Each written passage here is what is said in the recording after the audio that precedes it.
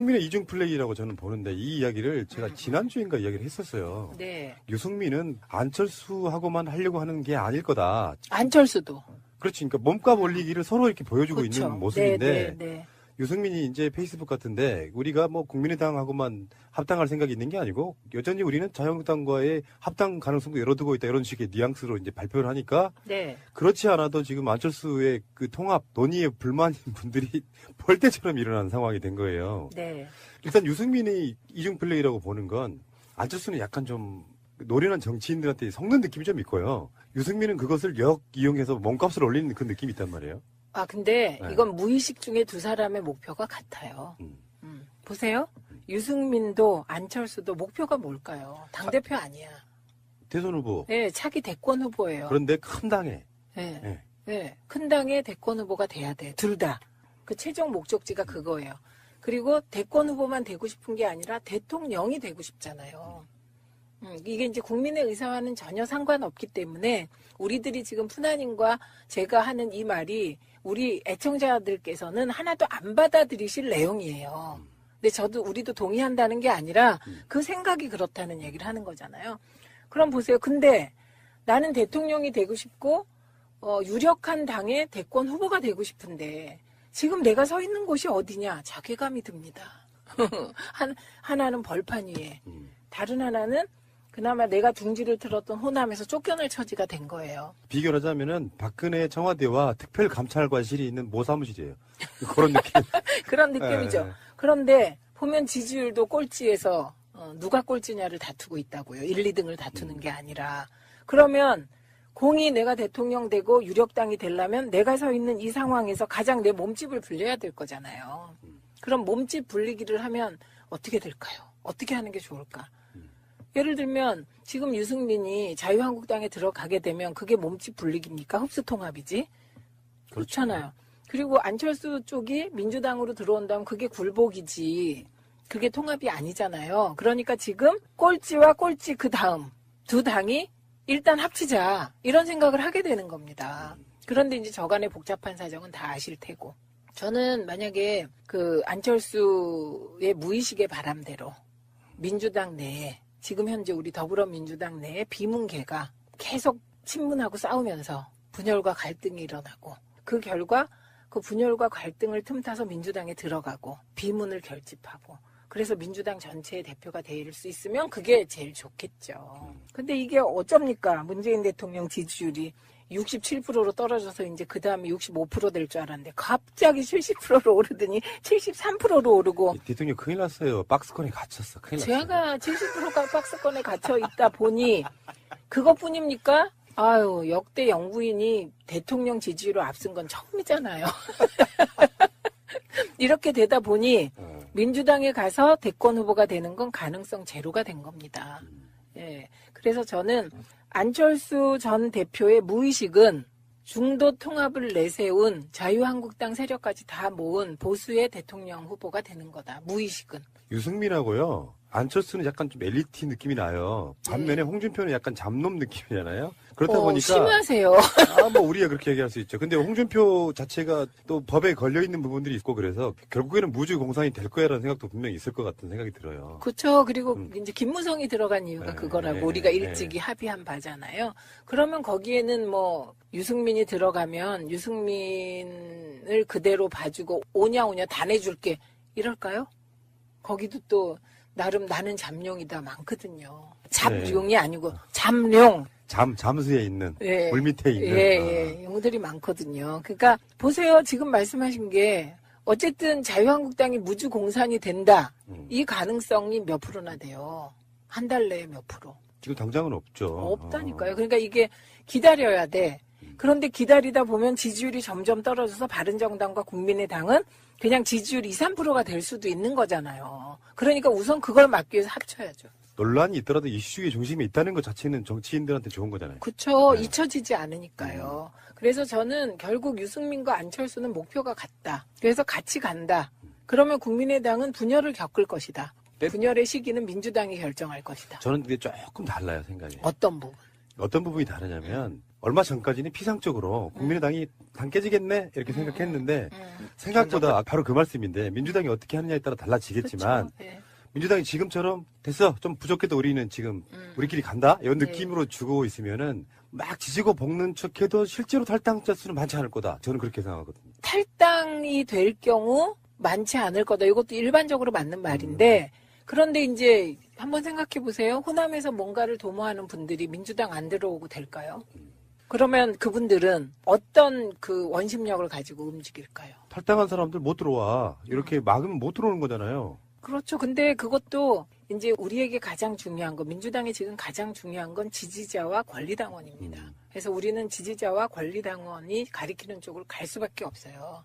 예. 그러면 이제 끊임없이 우리 당에서 지금 국민의 당과의 합당을 주장하는 세력들이 있거든요. 그건 현실 정치 공학적으로 필요하기 때문에. 개혁 법안을 통과시키려면 필요하기 때문에. 과반수 넘겨보자. 네, 그런 입장들이 있습니다. 근데 거기에 대해서 강한 반론도 있죠. 그렇죠. 예. 과반수 안 해봤냐? 그때도 개혁 법안 통과 못 시켰다. 이런 반론도 있는 상황이죠. 그런데 저는 일단 가장 중요한 건 아무도 이 이유를 모른다. 그렇죠. 그러나 장기적으로 보면 안철수는, 그게 유승민은 말할 것도 없고, 안철수 대표는 자유한국당 쪽 플러스 어쨌든 그걸 보수 대통합이라고 해야 될지 보수 대 야합이라고 해야 될지 뭔지 모르겠습니다. 그쪽에 후보가 되는 길로 갈 것이다. 근데 안철수는 약다는 느낌이 드는 게 국정주의 이야기하면서 자기 이제 정체성을 더 우클릭했잖아요. 네. 우리가 알고 있는 새정치는 사실 진보적 느낌이 더 강한 거였단 네, 말이에요. 네, 네. 그러면서 스멀스멀 저쪽으로 가고 있는데 애초에 국정주의를 주장한 이유가 틈새 시장이 아니고 저쪽에 큰 시장이 있는 거 내가 먹어야겠다 이 생각까지 하고 있는 게 보인다는 거잖아요. 그렇죠, 그렇죠. 근데 이제 유승민은 그렇다 치고 뭐 사실 뭐 관심도 별로 없고요. 첫 번째 안철수 씨한테는 제가 그런 얘기 하나 해드리고 싶어요. 그러니까 저는 이제 안철수 씨보다는 정치를 해본 경험은 없지만 바깥에서 객관적으로 보면 이 양반은 태도가 너무 나빠. 그러니까 태도 때문에 결국 망한 정치인 중에 하나예요. 그 싸가지 없는 말을. 그거는 빙산의 일각이고. 근데 그 빙산의 일각이 빙산의 본질을 드러낼 수도 있어요. 일단 안철수는 소통의 느낌이 없는 사람이고 첫 번째. 그리고 일반 대중의 정서를 너무 몰라요. 그리고 순진한 척 하는데 알고 보면 굉장히 그 조작이나 이런 게 능한 사람이야. 밖으로 내 보이는 태도가 반전 효과가 있어요.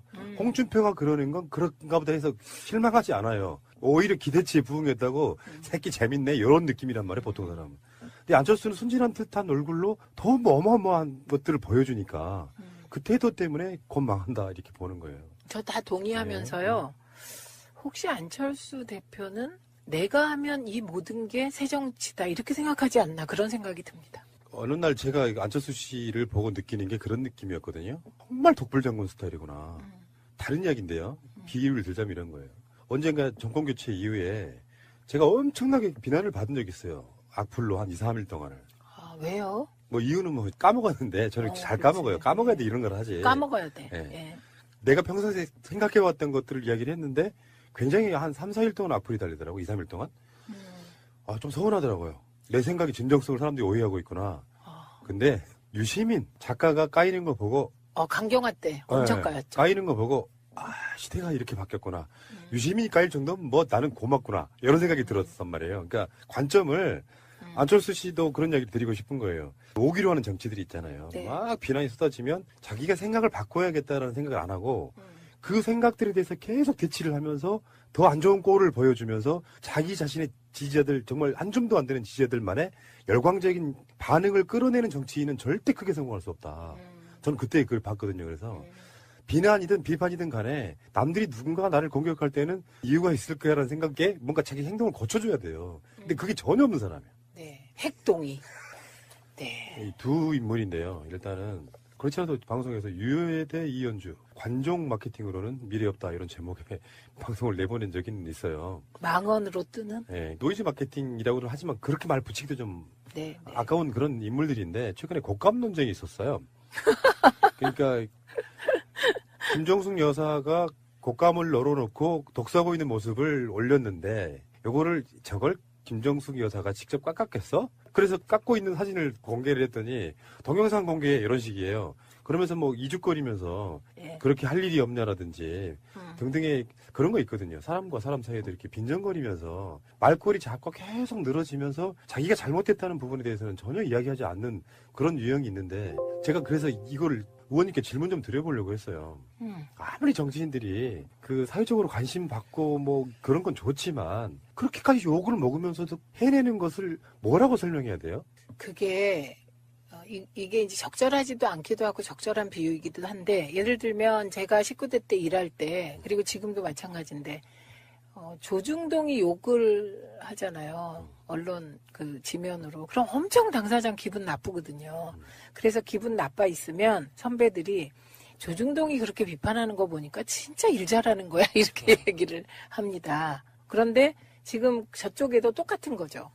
지금 인터넷상의 네티즌들은 다 친문이고 뭐고 정체 모를 모바일 세력이고 그러니까 저쪽에서 욕먹으면 그거는 진짜 좋은 거야. 이런 그 자기 착각에 빠져 있을 것 같습니다. 그쪽은 나쁜 식으로 우리는 맞는 거였고요. 근데 상대적으로 이런 게 있단 말이에요. 뭐 대통령이 대통령 영부인이 치맛바람을 일으켜서 뭐 무슨 권력자들 재벌들 만나고 다니는 것도 아니고 되게 서민스러운 행보를 하고 있는데 거기다 대놓고 대통령 공격할 게 없으면 영부인을 공격하는 그런 모양이 지금 유여해와 홍준표가 그런 식으로 나오고 있거든요. 그러니까 더 분노스러운 거예요. 근데요, 제가 요 꼭간 부분은 말씀드리자면 그 사진에 나온 감수를 세보시면 그게 뭐 몇 개 안 됩니다. 우리 견지에서는. 꼭 그 감 하나를 깎는데 드는 시간이 우리처럼 주부생활 30년 숙달된 조교들은 하나 쫙 까는데 1분밖에 안 걸립니다. 샤샤샥. 김정숙 여사님이 손 무지하게 빠르십니다. 그래서 우리가 양산에 놀러 가시면 직접 음식을 다 해주셨어요. 그래서 제가 배운 음식도 있어요. 딱 자기 수준에서 하는 얘기예요. 그러니까 진짜 감을 안 깎아본 건 유효했다. 전 이렇게 본다는 말씀을 지금 드리는 겁니다. 뭐 전당대회부터 막 신발 벗고 막 노래 부르고 하면서 그때까지는 그래도 뭐 네, 관심을 받았는데 그렇죠. 이분이 이제 그 흔히 말해서 관종 마케팅을 좀 특별히 느끼고 있는 거예요. 관심 쏟아지고 사실 지금 자유한국당의 최고위원들 중에서 이렇게 언론에 주목을 받는 사람이 이 사람밖에 없어요. 그러니까 점점 간땡이가 커져가는 거예요. 하다못해 뭐 어떤 컨텐츠가 있고 어떤 준비를 해왔다고 자기가 임종석 실장이 서울시장 나가면 지도 나간대. 이게 어떤 관점으로 봐야 되냐면은 흔히 말해서 관심 종자라고 부르는 이런 분들한테는 관심을 안 주는 게 답인데 언론들이 그것을 계속 부추기면서 이 사람의 비중을 높여주는 방식으로 지금 뜨고 있는 거거든요. 그렇죠. 저는 진짜 이상한 게 홍준표 대표 수준의 막말을 추미애 대표가 했다면 그냥 아웃입니다. 예, 이제 보호받고 있어요. 언론에서. 그래서 제가 자유한국당 최고위 내에 막말 남매, 예, 홍류 남매. 이게 진짜 이 망언이 점입 가경일 뿐만 아니라 이거는 이제 곧 그 부메랑이 돼서 본인들께 이미 그렇죠. 부메랑 되지 않았어요? 홍준표 대표는 그 특활비 범벅으로? 지금 유해하고 홍준표하고 둘 중에 누가 더 셀까요? 저는 유여해가 세다고 봅니다. 정치적으로 누가 세냐 이런 것도 있지만 그게 아니라 이 상황. 최고위원회의에서 유해가 말이 너무 지나쳐가지고 홍준표가 제지했답니다. 유해에서 권력은 센데 이 상황에서 막말이나 계속 막 던지는 걸로는 세다 이 말입니다. 왜냐하면 그렇죠. 개념이 무개념이기 때문에. 그렇죠. 무개념이란 말 정말 잘하셨어요. 네. 합리적으로 두루 살피면서 해야 될 말만 하는 게 아니라 굉장히 상기되어 있는 거예요. 근데요. 가만히 생각해 보시면 전 저러는 게 약간 이해가 돼요. 왜요? 왜냐하면 대통령도 막강인데 영부인까지 막강이거든요. 그러니까 이게 이제 대통령 지지율이 이게 200일이 됐는데도 돼가는데도 70%를 넘은 박스권에 갇혀 있는 그것도 지금 어떻게 대응해야 될지 모르겠는데 영부인의 지지율이 더 높고 앞으로 영부인이 어떤 행보로 또 국민들께 기쁨을 줄지 예측 불허인 거예요. 근데 저는 이런 얘기 하나 드리고 싶어요. 정치하시는 분들 중에 유해 씨 같은 사람들한테 드리고 싶은 충고예요. 전 방송하면서 최소한 이명박근혜랑 싸우면서 같이 싸우는 팟캐스트들에게 단 한 번도 싫은 소리 해본 적이 없어요. 왜 그랬을까요? 마음에 들어서만 그랬을까요? 그게 중요한 건 아닌 거예요. 이런 분들이 그런 논란을 굳이 만들어가지고 내가 유명해지고 싶은 생각도 없고 방향성이나 조금 어떤 색깔은 좀 달라도 배려해줄 건 배려해주는 그러니까 어떤 그 상도이라는 게 있는 거잖아요. 넘지 말아야 될 선 같은 거는 지키려고 엄청 노력했다라고 말씀드리고 싶은데 정치하는 사람들이 이렇게 한 줌도 안 되는 지지자한테 칭찬받으면서 막 뭔가 하는 모습이 결국에는 자기 자신의 정치적 위상이랄까 질이랄까 이름을 더 떨어뜨린다는 거를 알아야 돼요. 이럴 때 우리 남편은 부산 사람인데 뭐라고 하냐면요. 시끄럽다구만 이렇게 합니다. 유여에 네. 대해서. 홍준표도 마찬가지예요. 페이북에다 쓴 글인데 사회주의 경제정책으로 서민들이 살기가 더욱 팍팍해져가는 마당에 미치겠다 진짜. 무슨 뜻인지도 모르겠어요. 지들은 더 뭐라고 설명해야 되나? 그러면 뜻을 모르시는 걸 거야. 그냥 던지시는 걸 거야. 빈익빈 부익부가 심화된 자본주의 경제정책을 했던 분들이신데 자 어쨌든 간에 그런 마당에 말춤이나 추면서 축제를 즐기는 저들 이렇게 표현했어요. 그게 말춤은 이제, 홍준표 대표도 쳤어요. 대선 때. 그러니까 그때는 안 어려웠나? 지금 그 문재인 대통령이 이제 아세안 거기 갔을 때 교민들하고 행사 같은 데서 싸이의 그 음악이 나오면서 이렇게 같이 호응해준 그걸 갖고 물고 늘어지는 거예요. 그게 너무 폭발적 인기였기 때문에. 그래, 어쨌든 지금 우리는 이니수기 화이팅! 이거죠, 뭐. 어쩔 수 없다고 생각이 들어요. 그 모든 것이 싫은 사람들은 뭘 해도 싫을 거예요. 부러워서. 객관적으로 봤을 때 노벨 평화상 같은 거 받는 거 있잖아요. 그것도 싫어서 못 받게 했던 사람들이니까 칭찬 자체라는 건 없는 거예요. 상대방한테. 이 사람들 입에서 보니까 문재인 대통령 정말 잘하는 거 맞네. 한마디 하면 들어보고 싶어요. 곧 나올 것 네. 같아요. 안철수가 욕먹는 짓도 똑같습니다. 네. 반대를 위한 반대를 일삼다 보니 잘하는 것마저도 못한다고 얘기하니까 결국엔 국민들부터 멀어지는 거거든요. 공감력 떨어지는 사람들. 제가 그런 얘기 한번 드린 적이 있습니다. 국민들이 생각했을 때 문재인 잘하네? 라고 생각하고 있는데 정치인들이 갑툭튀해가지고 안철수든 홍준표든 못하는 거라고 이야기하면 국민들도 내 말이 맞음을 증명하려고 해요. 그러니까 반감이 없던 사람들한테 반감이 생기기 시작하는 거예요. 다시 돌아갈 수가 없는 거죠. 그러니까 지지율이 높을 때는 찍소리 말고 칭찬만 해주셔도 됩니다. 그게 그렇죠. 사람들 방법이에요. 그렇죠. 예. 예, 그리고 뭐 그런 일은 안 생기겠지만 실수하길 기다리십시오. 그냥 5년 내. 네, 알겠고요. 의원님과의 좋은 시간. 이주영 실장님은 늘 뭐 힘드시겠지만 즐거운 시간이었습니다. 심재철 의원의 작심 발언이다 이렇게 전해주셨는데 이 작심 발언이 조금만 이제 더 나가게 되면은 막말이 될 수도 있잖아요. 그럼요. 예, 바로 이 점을 제기하는 의원이 있습니다. 네. 같은 당 나경원 의원이 홍준표 대표를 향해서 한마디를 했거든요. 뭐라고 했어요? 자신의 이제 페이스북에다가요, 홍준표 대표의 막말이 보수의 혁신과 변화의 가장 큰 걸림돌이라면서 국민을 등돌리게 하는 막말 더 이상 인내하기 어렵다 이렇게 썼습니다. 예. 홍 대표가요 어제 이제 암덩어리를 그대로 두고 어떻게 새로운 정당으로 나아갈 수 있겠느냐 이렇게 말을 했는데 친박계를 암으로 이제 비유를 한 거죠. 저도 봤는데 기생충이라는 단어도 나오던데. 아유, 네. 아무튼 근데 이 막말도 문제인데 사실은 이 사실 확인이 되지 않은 말들 이게 또 그 큰 논란을 불러일으키지 않았었나요? 네, 그런 발언도 이제 꽤 많이 있었는데 예. 홍 대표의 이제 발언 이후에 정정된 사실들도 이제 꽤 많이 있었습니다. 예. 오늘 뉴스웨브에서는요 그런 발언 몇 개를 모아서 소개를 해드리겠습니다. 음. 첫 번째 말은 최근 홍 대표가 자신의 페이스북에 남긴 글에 있습니다. 네. 세계의 어느 나라에도 없는 공수처를 만들어서 코드 검찰화하려는 부정한 시도는 반드시 막아야 한다 이런 내용이거든요. 네. 근데 그럼 이건 팩트가 틀렸다는 말씀이세요? 네, 공수처가 뭐 세계 어느 나라에도 없다. 이 발언을 제가 이제 좀 살펴봤는데요. 네. 홍콩에는 염정공서라는 게 있고요. 대만에는 또 이를 벤치마킹한 염정서가 있습니다. 이름도 비슷하네. 네. 그리고 이제 싱가포르 같은 경우는 부패 행위조사국이 그리고 호주와 인도네시아, 말레이시아에도 이제 반부패 수사기관들이 있는데 이름들도 거의 뭐 비슷합니다. 네네. 다만 이 해외 반부패 기관들은요 대부분 수사권은 갖되 기소권은 부여받지 않고 있습니다. 이제 첫 번째 발언은 이런 거고요. 예. 두 번째 발언은 지난 9월 1일 방송의 날에 있었던 발언인데요. 네. 부당 노동행위 의혹을 받고 있던 당시 MBC 김장겸 사장에 대한 체포영장이 발부됐을 때 했던 말입니다. 기억나시죠? 예. 네, 홍 대표는 그때 이제 김 사장이 수십억 원을 횡령한 사건인 줄 알았는데 그게 아니었고 체포영장도 검찰이 청구한 게 아니라 특별사법경찰이 청구한 것이라면서 이렇게 말을 했었습니다. 특별사법경찰관이 체포영장을 청구한 사례가 사법사상 없을 겁니다. 또 그 영장을 발부한 것도 사법사상 없을 겁니다. 저도 기억이 나요. 이 바로 뒤에 무슨 소리냐, 사례 많다 이런 얘기 나오지 않았었나요? 네, 특사경이 뭐 체포영장 청구한 사례 없을 것이라는데 일단은요, 특사경이 영장을 청구하는 게 아니고요. 이제 검찰에다가 특사경이 영장을 신청하면 그렇죠. 법원에 영장을 청구하는 것을 검사가 합니다. 네. 그리고 이 체포영장 발부 사례 김장겸 사장 이전에도 많았는데요. 굳이 올해 수치를 따지지 않고 보더라도요. 지난해만 1,500건에 달했습니다. 아무튼 그 주장은 하는데 팩트가 틀렸다 그 말씀이신데 또 네. 어떤 사례가 있어요? 이제 지난 9월 19일에 유엔 총회에 참석하기 위해서 이제 문재인 대통령이 미국에 갔거든요. 근데 그때 이제 문재인 대통령 미국에서 푸대접을 받았다 이런 주장이었는데요. 홍 대표의 말부터 들어보시죠. 어제 우리나라 대통령이 뉴욕 공항에 갔을 때 환영객이 미국 측에서 단 한 명도 나오지 않은 그런 장면을 봤습니다. 이명박 대통령 미국 갔을 때, 박근혜 대통령 미국 갔을 때 미국에서 어떤 식의 의전을 했는지 그것도 한번 면밀히 살펴보시죠.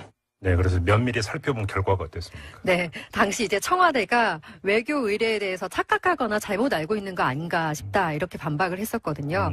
당시 이제 청와대 관계자는 한국 대통령이 국빈 자격이나 실무 때문에 방문을 할 때는 미국 정부에서 환영객이 나오지만 이번 방문은 유엔 총회 참석이기 때문에 영접객이 나오지 않는다. 과거에도 그랬다. 이제 그렇게 설명을 했었고요. 네. 이것 말고도 또 있습니다. 홍 대표의 수행비서에 대해서 이제 문재인 정부가 정치 사찰을 했다 이런 의혹 제기였는데요. 예. 지난 10월 9일이었습니다. 최고위원회의에서 한 발언 들어보시죠. 내 전화기는 사용을 하지 않으니까 수행비서 전화기만 통신조회를 군, 검찰, 경찰 한 5군데서 했어요. 그 결국은 내가 누구하고 통화하는가 그거 알아보기 위해서 통신조회를 한 것 같은데 군에서 했다면 기무사겠죠. 이 정치 사찰하고 네, 그런데 당시 이제 군과 경찰, 검찰 모두 적법한 통신 조회였다 이렇게 반박을 했는데요. 수사 대상자의 이제 통화 목록에 홍 대표의 수행비서가 포함돼서 절차에 따라서 인적 사항을 확인했다 이런 설명이었습니다. 맞아요. 네. 이런 이제 홍 대표의 발언을 두고요. 진짜 몰라서 하는 말이다. 이런 사람도 있지만 아니면 뭐 이제 고도로 계산된 전략이다. 이렇게 보는 시각이 사람들마다 다양합니다. 그러니까요. 지금 뭐 양아랑 기자가 몇 개의 사례를 골라 오셨지만 이것 말고도 뭐 제가 생각나는 게 또 있는 게 최근에 국회 특수활동비 이야기하면서 네. 자기가 원내대표 하던 시절에 돈 받아가지고 당시 야당 원내대표에게도 나눠줬다. 맞아요. 이게 당사자 반발 때문에 내 기억의 착오다. 이렇게 수정한 적도 있잖아요. 네, 뉴스웨브에서도 전해드렸는데 아무튼 좀 이렇게 몰라서 한 말이든 전략적으로 한 말이든 간에 분명한 거는 그 상대를 공격하는 과정에서 한 말이라는 점 아니겠습니까? 그렇죠. 예, 사실 이제 뭐 정치라는 게 이해관계, 뭐 성향이 다른 국민의 대신해서 싸우는 것이고 이제 어떤 정치의 양식이 공방이라는 점을 고려했을 때 네. 상대를 공격하는 거 뭐라 할 수는 없겠습니다만 그래도 좀 사실 확인, 팩트 체크는 하고 공격을 해야지 좀 공방도 격조 있게 진행되지 않을까. 그럴게요. 이런 생각해 봅니다. 그 말씀하실까 그 오프닝에서 이야기했던 심재철 의원의 주장도 이걸 국가기밀로 볼 수 있는 겁니까? 아니면 불법 행위의 증거로 봐야 되는 겁니까? 네. 이거에 대해서 얘기도 완전히 달라지는 거 네, 아니겠습니까? 국민들이 다 잘 판단하실 거라 큰 생각합니다. 틀에서 보면 같은 얘기라도 볼 수 네. 있겠네요. 알겠습니다. 정치에 있어서 공방이라고 하는 것은 어쩔 수가 없는데 할 거면 격조 있는 공방이 되기 위해서는 일단 팩트부터 좀 확인하고 하자. 이런 네. 이야기로 가름하도록 하고요. 다음 소식으로 넘어가죠. 네, 최악의 취업난에 취업 준비생이 이제 공부는 넘어서 절망을 느끼게 한 사건이 있었는데요. 네. 강원랜드 채용 비리 의혹이 그것입니다. 2012년에서 2013년 강원랜드의 신입사원의 95%가 부정청탁으로 채용된 것으로 이제 내부 감사 결과 드러났는데요. 그렇죠. 한겨레는 이제 자체적으로 자료를 입수해서 분석한 결과 합격자 전원이 그러니까 95%가 아닌 100%가 청탁과 연결됐다라고 보도를 했습니다. 그러니까요. 네. 이 청탁자 명단에는 뭐 이제 기존에 알려진 대로 전현직 국회의원 등 각계각층 인사들이 포함돼 있었고요. 예. 뭐 당시 이제 취업생들 사이에서 백 없으면 못 들어간다 이런 소문이 돌았다고 합니다. 그런데 이제 이런 소문이 실제 사실이었다는 것을 알게 됐을 때 상실감, 뭐 호탈감을 넘어서 엄청난 이제 분노가 일었을 것 같은데요. 그렇죠. 네, 당시 부정채용 피해자 23명이요. 이제 네. 올해 강원랜드를 상대로 손해배상 소송을 제기할 예정입니다. 네네. 참여연대가 2012년에서 2023년 강원랜드 교육생 채용이 응시한 사람 중에서요. 예. 합격자를 제외하고 원고인단을 모집했는데 일부 실비를 제외하면 모든 소송 비용이 무료로 진행이 된다고 합니다. 자, 그래서 저희가 이 소송을 제기한 원고인단 가운데 한 분을 잠깐 만나보려고 하는데요. 이 본인이 원하는 바에 따라서 이름은 밝히지 않도록 하고요. 이야기 잠깐 나눠보도록 하죠. 여보세요? 네. 예, 안녕하세요. 네, 안녕하십니까. 네. 요번에 이제 집단 손배 소송에 참여를 하시는 걸로 얘기를 들었는데요. 네. 자, 강원랜드에 언제부터 지원을 하셨어요? 저는 2005년부터 지원을 했고요. 몇 번이나 지원하셨어요, 그럼 그때부터? 2005년부터 2015년까지 한 7번 정도 어휴. 지원을 했습니다. 계속 강원랜드에 지원을 하신 거네요? 예, 지역 주민이고요. 아, 그 지역에서 이제 가장 이제 복지도 좋고 연봉도 높은 기업이어서 계속 지원을 하게 되었습니다. 이제 그쪽에 이제 그 거주를 하시니까 당연히 이제 강원랜드를 최우선으로 이렇게 생각을 하셨던 거고. 근데 계속 떨어지셨던 거네요, 그러면? 예, 계속 떨어지고 채용도 안 된 상태에서 이제 계속 지원은 했었죠. 예, 근데 7번 지원하셨는데 그럼 뭐 최종 면접 이렇게까지 가셨던 거예요? 면접은 몇 번 갔었고요. 네. 면접까지 몇 번 갔었고 서류 전형에서 탈락한 적도 있었고요. 그런데 이제 계속 연극부 그러면 탈락을 하셨는데 왜 떨어지는지 혹시 이제 그 생각을 해보셨을 거 아니에요? 그 떨어지는 이유에 대해서는 제가 능력이 부족하거나 실력이 부족해서 이렇게 떨어진 줄 알았는데 부정 채용은 전혀 뭐 꿈에도 상상을 안 했던 건가요? 그러면? 부정 채용에 대해서는 이제 간간히 소문은 들렸었어요. 지역에서? 예, 지역에서 뭐 1년치 연봉을 줘야지 들어가니 금정 촉탁을 해야지 들어가니 뭐 이런 어허. 소문은 무성했습니다. 근데 설마 하셨던 거예요?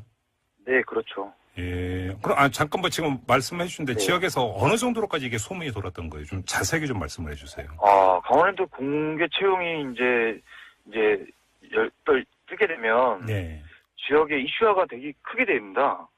채용 공고 뜨면 예, 채용 공고가 뜨면 예. 이제 지역의 이슈화가 엄청나게 크게 돼서 이제 뭐 평양 지역 4개 시군뿐만이 아니고 그 외에 뭐 강릉, 춘천, 원주 지역들, 강원도 전체가 예. 이제 들쏠 정도로 많이 사람들이 몰리거든요. 예. 이제 그렇게 몰리는 상황에서 이제 다들 들어가고 싶어하는 이제 신의 시장이죠. 그렇죠. 네. 거기서 이제 서로 이제 뭐 백을 쓰다든가 아니면은 뭐 지역 유지들한테 얘기를 해서 네.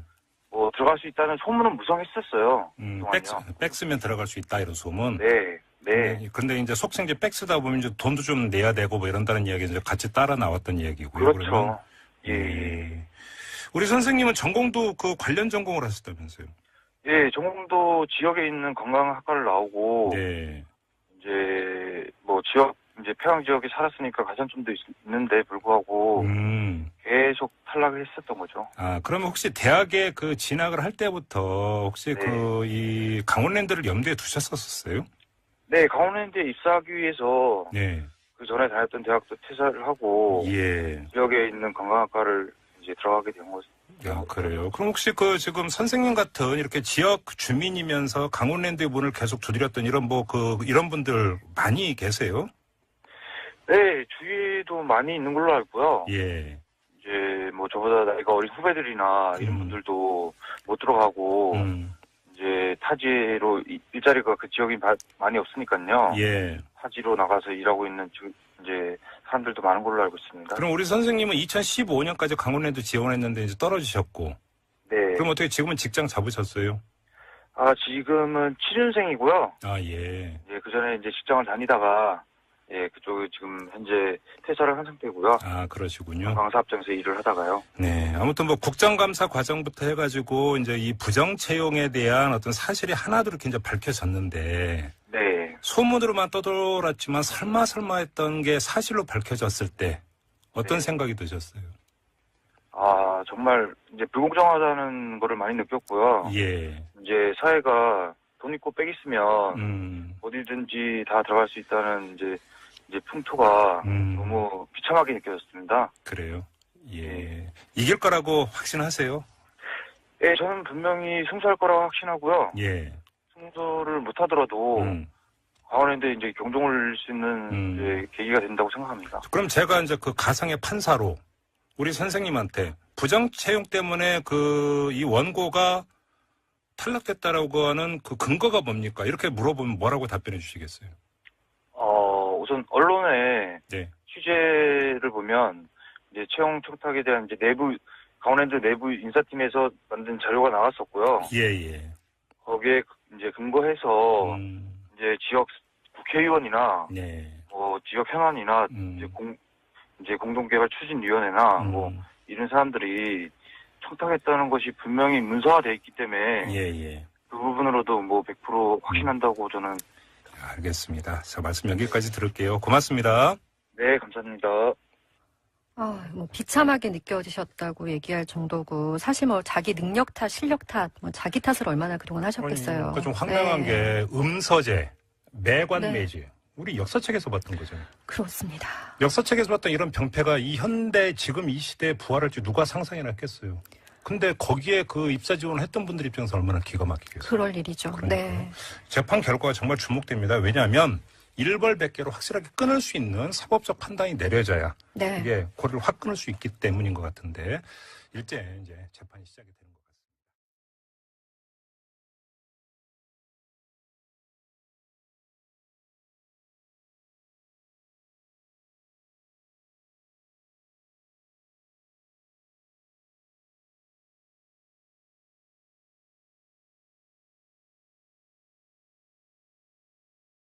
유승민의 이중 플레이라고 저는 보는데 이 이야기를 제가 지난주인가 이야기를 했었어요. 네. 유승민은 안철수하고만 하려고 하는 게 아닐 거다. 안철수도. 그렇지. 그러니까 몸값 올리기를 서로 이렇게 보여주고 그렇죠. 있는 모습인데 네.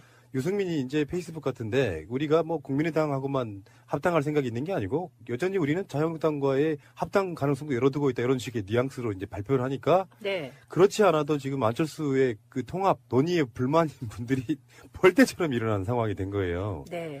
일단 유승민의 이중 플레이라고 보는 건 안철수는 약간 좀 노련한 정치인들한테 섞는 느낌이 좀 있고요. 유승민은 그것을 이용해서 몸값을 올리는 그 느낌이 있단 말이에요.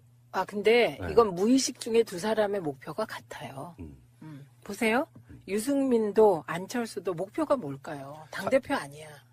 대선 후보. 네, 차기 대권 후보예요. 그런데 큰 당에. 네. 네. 네, 큰 당의 대권 후보가 돼야 돼. 둘 다. 그 최종 목적지가 그거예요. 그리고 대권 후보만 되고 싶은 게 아니라 대통령이 되고 싶잖아요. 이게 이제 국민의 의사와는 전혀 상관없기 때문에 우리들이 지금 푸나님과 제가 하는 이 말이 우리 애청자들께서는 하나도 안 받아들이실 내용이에요. 근데 우리도 동의한다는 게 아니라 그 생각이 그렇다는 얘기를 하는 거잖아요. 그럼 보세요. 근데 나는 대통령이 되고 싶고 유력한 당의 대권 후보가 되고 싶은데 지금 내가 서 있는 곳이 어디냐? 자괴감이 듭니다. 하나는 벌판 위에, 다른 하나는 그나마 내가 둥지를 틀었던 호남에서 쫓겨날 처지가 된 거예요. 비교를 하자면은 박근혜 청와대와 특별감찰관실이 있는 모사무실이에요. 그런 느낌. 그런 느낌이죠. 네. 그런데 보면 지지율도 꼴찌에서 누가 꼴찌냐를 다투고 있다고요. 1, 2등을 다투는 게 아니라. 그러면 공이 내가 대통령 되고 유력당이 되려면 내가 서 있는 이 상황에서 가장 내 몸집을 불려야 될 거잖아요. 그럼 몸집 불리기를 하면 어떻게 될까요? 어떻게 하는 게 좋을까? 예를 들면 지금 유승민이 자유한국당에 들어가게 되면 그게 몸집 불리기입니까? 흡수통합이지? 그렇잖아요. 그리고 안철수 쪽이 민주당으로 들어온다면 그게 굴복이지. 그게 통합이 아니잖아요. 그러니까 지금 꼴찌와 꼴찌 그 다음 두 당이 일단 합치자 이런 생각을 하게 되는 겁니다. 그런데 이제 저간의 복잡한 사정은 다 아실 테고.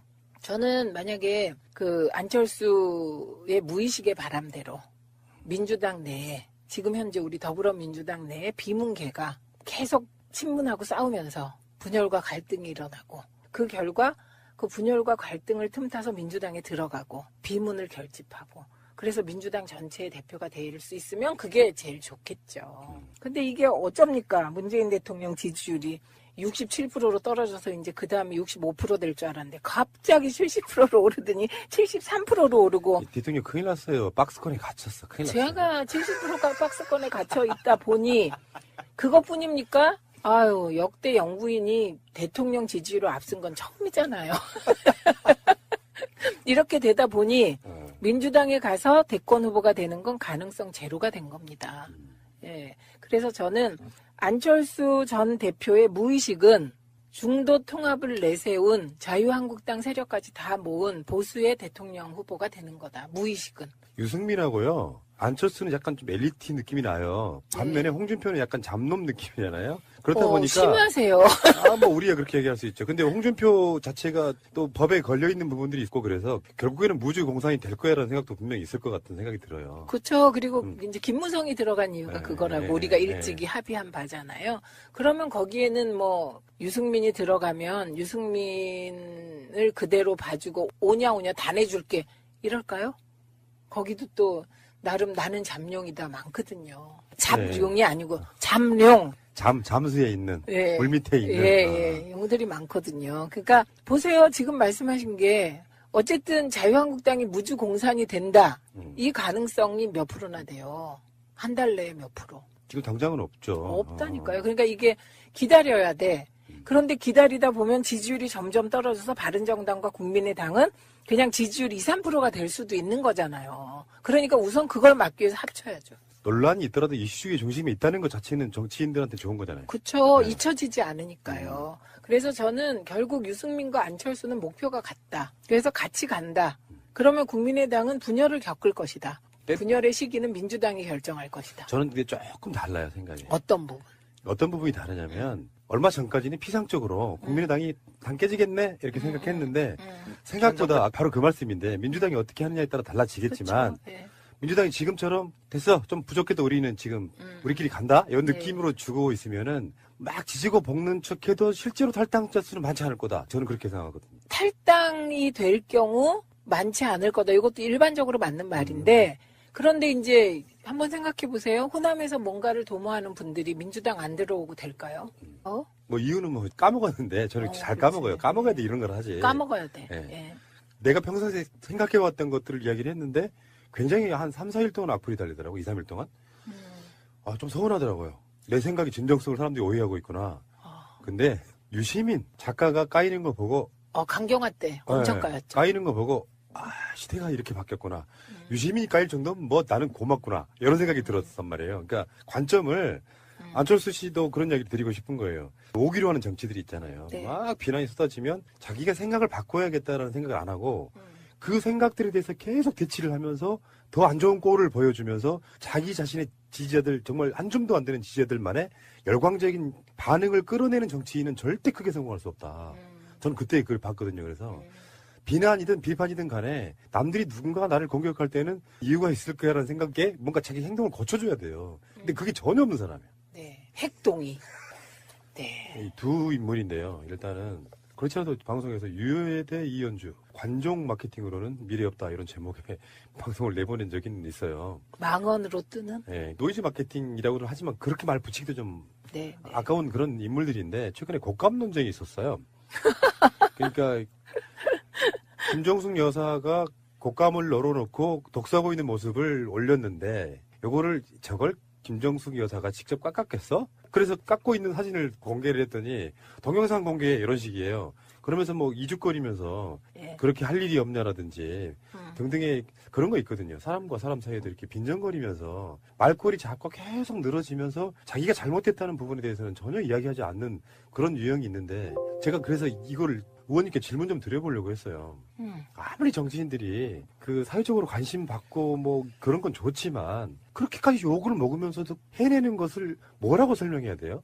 그게 이게 이제 적절하지도 않기도 하고 적절한 비유이기도 한데 예를 들면 제가 19대 때 일할 때 그리고 지금도 마찬가지인데 조중동이 욕을 하잖아요. 언론 그 지면으로. 그럼 엄청 당사장 기분 나쁘거든요. 그래서 기분 나빠 있으면 선배들이 조중동이 그렇게 비판하는 거 보니까 진짜 일 잘하는 거야 이렇게 얘기를 합니다. 그런데 지금 저쪽에도 똑같은 거죠. 지금 인터넷상의 네티즌들은 다 친문이고 뭐고 정체 모를 모바일 세력이고 그러니까 저쪽에서 욕먹으면 그거는 진짜 좋은 거야. 이런 그 자기 착각에 빠져 있을 것 같습니다. 그쪽은 나쁜 식으로. 우리는 그러면 그분들은 어떤 그 원심력을 가지고 움직일까요? 탈당한 사람들 못 들어와. 이렇게 막으면 못 들어오는 거잖아요. 그렇죠. 근데 그것도 이제 우리에게 가장 중요한 거, 민주당이 지금 가장 중요한 건 지지자와 권리당원입니다. 그래서 우리는 지지자와 권리당원이 가리키는 쪽으로 갈 수밖에 없어요. 예. 그러면 이제 끊임없이 우리 당에서 지금 국민의 당과의 합당을 주장하는 세력들이 있거든요. 그건 현실 정치 공학적으로 필요하기 때문에. 개혁 법안을 통과시키려면 필요하기 때문에. 과반수 넘겨보자. 네, 그런 입장들이 있습니다. 근데 거기에 대해서 강한 반론도 있죠. 그렇죠. 예. 과반수 안 해봤냐? 그때도 개혁 법안 통과 못 시켰다. 이런 반론도 있는 상황이죠. 그런데 저는 일단 가장 중요한 건 아무도 이 이유를 모른다. 그렇죠. 그러나 장기적으로 보면 안철수는, 그러니까 유승민은 말할 것도 없고 안철수 대표는 자유한국당 쪽 플러스 어쨌든 그걸 보수 대통합이라고 해야 될지 보수 대 야합이라고 해야 될지 뭔지 모르겠습니다. 그쪽에 후보가 되는 길로 갈 것이다. 근데 안철수는 약다는 느낌이 드는 게 국정주의 이야기하면서 자기 이제 정체성을 더 우클릭했잖아요. 네. 우리가 알고 있는 새정치는 사실 진보적 느낌이 더 강한 거였단 네, 말이에요. 네, 네. 그러면서 스멀스멀 저쪽으로 가고 있는데 애초에 국중주의를 주장한 이유가 틈새 시장이 아니고 저쪽에 큰 시장이 있는 거 내가 먹어야겠다 이 생각까지 하고 있는 게 보인다는 거잖아요. 그렇죠, 그렇죠. 근데 이제 유승민은 그렇다 치고 뭐 사실 뭐 관심도 별로 없고요. 첫 번째 안철수 씨한테는 제가 그런 얘기 하나 해드리고 싶어요. 그러니까 저는 이제 안철수 씨보다는 정치를 해본 경험은 없지만 바깥에서 객관적으로 보면 이 양반은 태도가 너무 나빠. 그러니까 태도 때문에 결국 망한 정치인 중에 하나예요. 그 싸가지 없는 말을. 그거는 빙산의 일각이고. 근데 그 빙산의 일각이 빙산의 본질을 드러낼 수도 있어요. 일단 안철수는 소통의 느낌이 없는 사람이고 첫 번째. 그리고 일반 대중의 정서를 너무 몰라요. 그리고 순진한 척 하는데 알고 보면 굉장히 그 조작이나 이런 게 능한 사람이야. 밖으로 내 보이는 태도가 반전 효과가 있어요. 홍준표가 그러는 건 그런가 보다 해서 실망하지 않아요. 오히려 기대치에 부응했다고 새끼 재밌네 이런 느낌이란 말이에요, 보통 사람은. 근데 안철수는 순진한 듯한 얼굴로 더 어마어마한 것들을 보여주니까 그 태도 때문에 곧 망한다 이렇게 보는 거예요. 저 다 동의하면서요. 혹시 안철수 대표는 내가 하면 이 모든 게 새정치다 이렇게 생각하지 않나 그런 생각이 듭니다. 어느 날 제가 안철수 씨를 보고 느끼는 게 그런 느낌이었거든요. 정말 독불장군 스타일이구나. 다른 이야기인데요. 비유를 들자면 이런 거예요. 언젠가 정권교체 이후에 제가 엄청나게 비난을 받은 적이 있어요. 악플로 한 2, 3일 동안을. 아, 왜요? 맞는 거였고요. 근데 상대적으로 이런 게 있단 말이에요. 대통령 영부인이 치맛바람을 일으켜서 무슨 권력자들, 재벌들 만나고 다니는 것도 아니고 되게 서민스러운 행보를 하고 있는데 거기다 대놓고 대통령 공격할 게 없으면 영부인을 공격하는 그런 모양이 지금 유여해와 홍준표가 그런 식으로 나오고 있거든요. 그러니까 더 분노스러운 거예요. 근데요, 제가 요 꼭간 부분은 말씀드리자면 그 사진에 나온 감수를 세보시면 그게 몇 개 안 됩니다. 우리 견지에서는. 꼭 그 감 하나를 깎는 데 드는 시간이 우리처럼 주부생활 30년, 숙달된 조교들은 하나 쫙 까는데 1분밖에 안 걸립니다. 샤샤샥. 김정숙 여사님이 손 무지하게 빠르십니다. 그래서 우리가 양산에 놀러 가시면 직접 음식을 다 해주셨어요. 그래서 제가 배운 음식도 있어요. 딱 자기 수준에서 하는 얘기예요. 그러니까 진짜 감을 안 깎아본 건 유효하다. 전 이렇게 본다는 말씀을 지금 드리는 겁니다. 전당대회부터 막 신발 벗고 막 노래 부르고 하면서 그때까지는 그래도 네, 관심을 받았는데 그렇죠.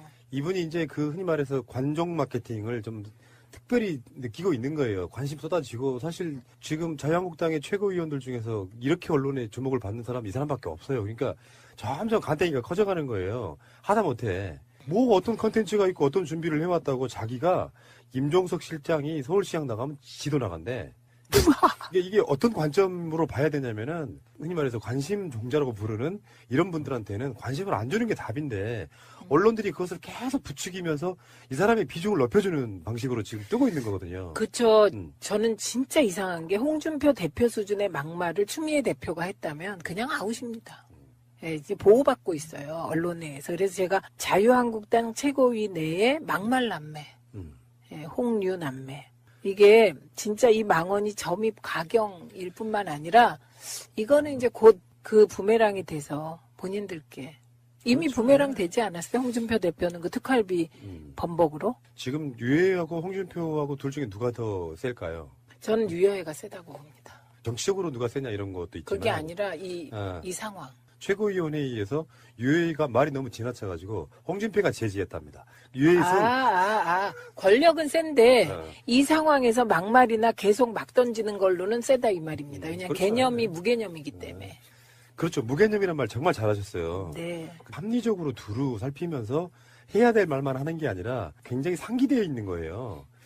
근데요, 가만히 생각해 보시면 전 저러는 게